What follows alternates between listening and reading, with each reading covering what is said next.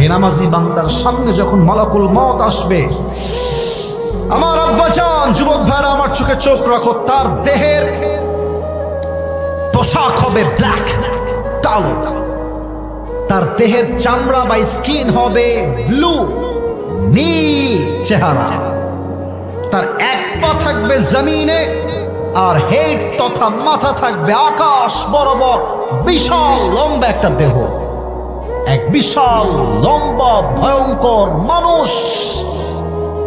তার চেহারা কুৎসিত হবে, নীল। এই ভয়ঙ্কর চেহারা দেখে বেনামাজি যে মুরব্বী ছিল, বেনামাজি যেই মা ছিল, বেনামাজি যে যুবকটা ছিল, এই দিকে তাকান, এই চোখটা আমি নিজে দেখেছি মেডিকেলে। অনেকের চোখ এরকম মরার সময় লম্বা হয়ে যায়, এরকম ভাবে তাকায়, কেমন যেন ভয়ঙ্কর। আমার আব্বা যখন মেডিকেলে ভর্তি ছিল, আমার আব্বা একজন হার্টের পেশেন্ট। প্রায় 3 টাইমস তার হার্ট অ্যাটাক হয়েছে, প্রায় 3 বারের মতো। প্রথমবার যখন হার্ট অ্যাটাক হলো, আমি মেডিকেলে গেলাম। আমি তখন খুব ছোট ছিলাম, টাকা পয়সা কামাই করা শিখি নাই, খুবই ছোট। হাফেজ হয়েছি, কিতাবখানায় ভর্তি হয়েছি, মেবি আমি মিজানে পড়ি, অনেক অল্প বয়সের কথা বলছি। তো আমি যখন আব্বুর কাছে গেলাম, দেখলাম বাবা শুয়ে আছে, বাবার পাশে একজন মুরব্বী আছে। He is not sick person, দেখে মনে হবে তাগড়া। কি কথা!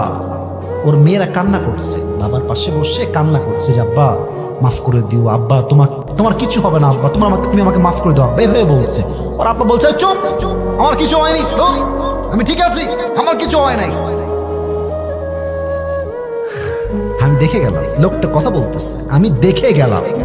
আমি দেখে আব্বা বললো যাবো কিছু খাবার নিয়ে আসতো, মেডিকেলের বাইরে থেকে যাও, তুমি খাবার নিয়ে আসো। আমি খাবার আনতে গেলাম, এসে দেখছি সে আর নাই, শেষ। মেয়েরা কান্না করছে, চিৎকার। আমি বললাম আব্বা এই তো এখনই জীবিত ছিল, এখনই শেষ। পরে আমাকে বললো ও মৃত্যুর সময় ওর চোখগুলো খুব বড় বড় হয়ে গেছে, চিৎকার দিয়েছে একটা। যখন বেনামাজির সামনে মালাকুল মউত আসে, তার চেহারা রং পরিবর্তন হয়ে যায়, নীল হয়ে যায়, কখনো লাল হয়ে যায়, চোখগুলো উপরের দিকে উঠে যায়, তার দেহের প্রত্যেকটা অঙ্গ প্রত্যঙ্গ থরথর থরথর থরথর করে কাঁপে। বেনামাজি বান্দা মালাকুল মউতকে দেখার সঙ্গে সঙ্গে তার রূহটা বের হতে চায় না। একবার ডান দিকে দৌড়টা, আর একবার বাম দিকে, একবার সামনে আর একবার পেছনে, পালাপালি করে, ছোটাছুটি করে, ডানে বামে সামনে পেছনে। ঠিক সেই সময় মালাকুল মউত তার বাম হাতটা এমনে থাবা মারবে।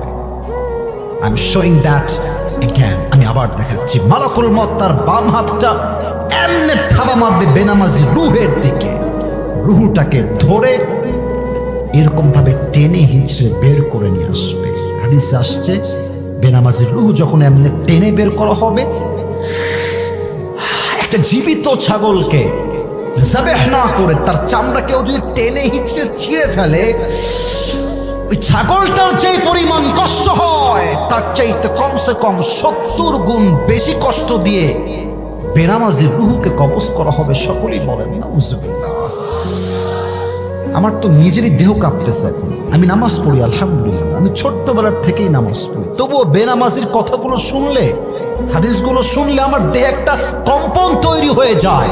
এই হাদিসগুলো শুনেও যদি কেউ নামাজ না পড়তে চায়, বুঝতে হবে ওর ঈমান দূর হয়ে গিয়েছে। যুবক ভাইরা,